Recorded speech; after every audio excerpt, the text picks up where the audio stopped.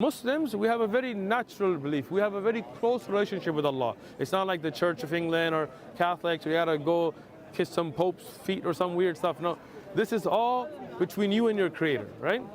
That Creator brought you here today. That Allah wrote for you to come here so you can hear the message. Now it's up to you whether you accept or reject, right? It's that a choice Allah gave people. Either they can accept or reject. But then there's consequences to every choice, right? Now, if this phone cannot come by itself, and we agreed you came as a more complex being, and if this phone had a designer, had a manufacturer, had a creator, then you have a designer, a manufacturer, a creator, right? That creator sent you a message, because imagine when you bought, I'm sure you have a phone, right? So when you bought your phone, when you opened the box, were there instructions inside? Right? Why? Because there are certain things you should and shouldn't do with your phone, right? Like if I want to bake an egg and I want to put this on my oven and throw an egg on top, what's going to happen to my phone? I'm not going to have it anymore. And I'm going to be out maybe 1,000 pounds or something, right? I don't know how much phones are out here, right?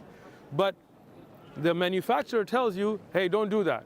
Don't put this in certain types of heat, certain depths of water it can handle, some it cannot, right? Because the manufacturer, the designer knows best, right? And that's only intelligent. Imagine tomorrow if you design something new, a new technology, wouldn't you give some instructions with it? Right? Because you're intelligent.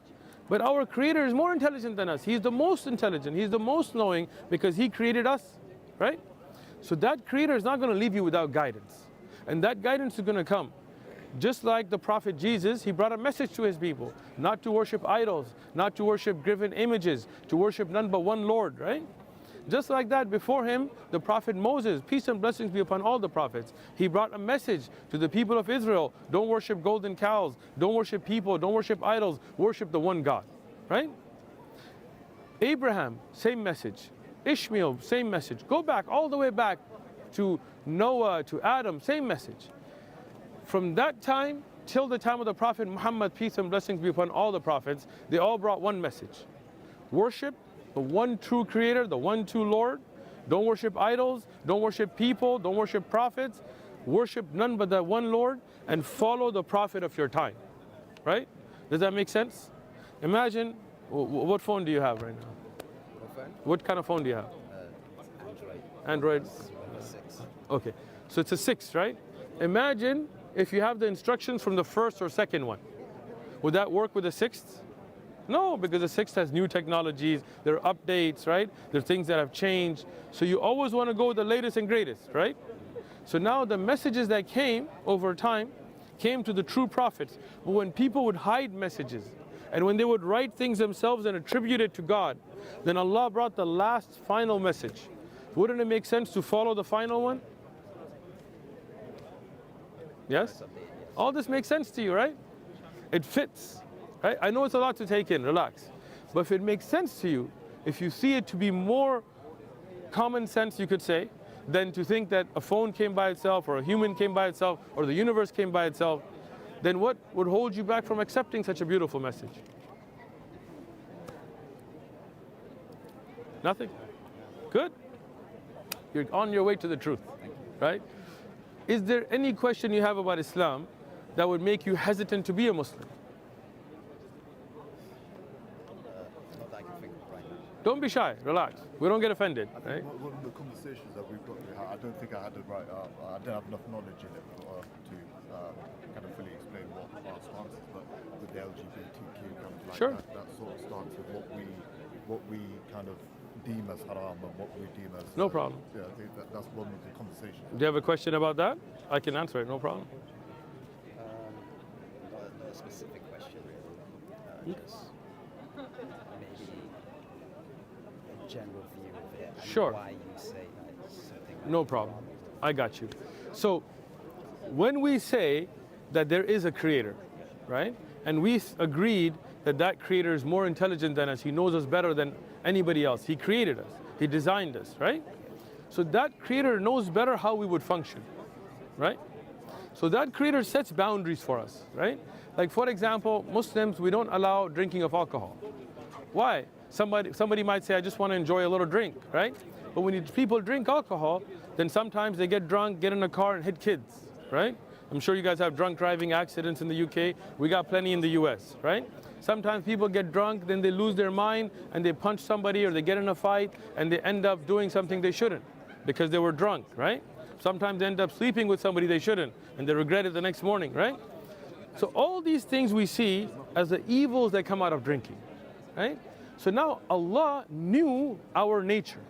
He knew that even if there is some good in alcohol, even if there is some people that can control it, as a society generally, the evils that come out of it will be a lot worse than the benefits, right?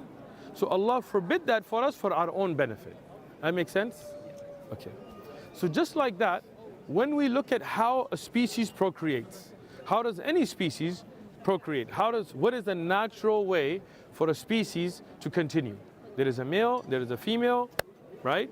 And then you got offsprings. Make sense? Right? Now, if we take that, this is a very natural behavior. If you switch it up and you put a male hyena with a male hyena, is the species going to procreate? Or a female hyena with a female, is it going to procreate? So the natural order is destroyed there, right? Now, I'm not talking about morality yet. I'm just talking about natural order, right? And any species that at a large scale goes down that path and no longer reproduces enough to continue, the species dies out. Agreed? Right? And that's why in the natural kingdom, you can say, you may see some odd activities from some animals, but as a large basis, you will not find it. You will find that there are male lions and female lions, and that's how the tribe or the pride grows, right? When we see that natural method violated in an unnatural way, whether it is through any which way, you will find many other problems, even lubrication issues and ways, because you're using an unnatural method. You will now no longer be able to procreate the human race through that method, right? Knowing this, our great Creator, through all the scriptures, whether it's the Old Testament, you can read Leviticus, or the New Testament, you can read Romans, or the Quran, you will find it forbidden, right? Because this is not the natural way that our Creator designed us to be. Does it make sense, right? Some people may have an inclination towards it, right? I'm not denying that. Some people may have an inclination towards alcoholism. Some people may have an inclination towards a bad temper. But it doesn't mean that it's okay to carry your inclinations out in a way that would be deemed correct by our Creator, right? That makes sense or no, right? Now, let's be real about it. Like, I'm real, so hope I don't get too real for you, but we're from the US, we don't have filters, right? So, when you look at morality, right? We just talked about natural order, it all made sense from a natural, but let's talk about morality. What's moral and what's immoral, right? If you make it subjective, then everything is immoral according to somebody, and everything is moral according to somebody else. You feel me? Right? So we as Muslims say, we're not going to set our own morality. We will follow scripture. Whatever is in the scripture, whatever the divine Creator ordained, that's what we consider morality. So if I am asked, is it moral or immoral to rob somebody, I will say it's immoral, not because I feel it's immoral, because Allah forbid it in the Quran, because the Prophet forbid it in his ahadith, you know? Because if I make it subjective, then Robin Hood, he was robbing people, but everybody praises him, right? If you're that rich guy that Robin Hood robbed from, then you think that's horrible. Like, man, I collected all this money, you gave it to the poor, right? But if you're the broke person that Robin Hood would give money to, whether he existed or not, I don't care, right? Just an example, then he's a hero, right? One man's terrorist is another man's freedom fighter. So when you make it subjective, then there is no morality, right? Because is incest, if I asked you, Edward, is incest moral or immoral? Why? Love is love. Why you want to judge people? There's no harm. But you said it's immoral. Why are you being judgmental? You see? In that way, if we leave morality to people, then there is no morality. So we follow the scripture. And in every scripture, not just the Quran, in every scripture, including the New Testament, including the Old Testament, including what was revealed to Ibrahim and others before that, homosexuality was forbidden, it was sinful. So we think it to be sinful. Make sense? That's it.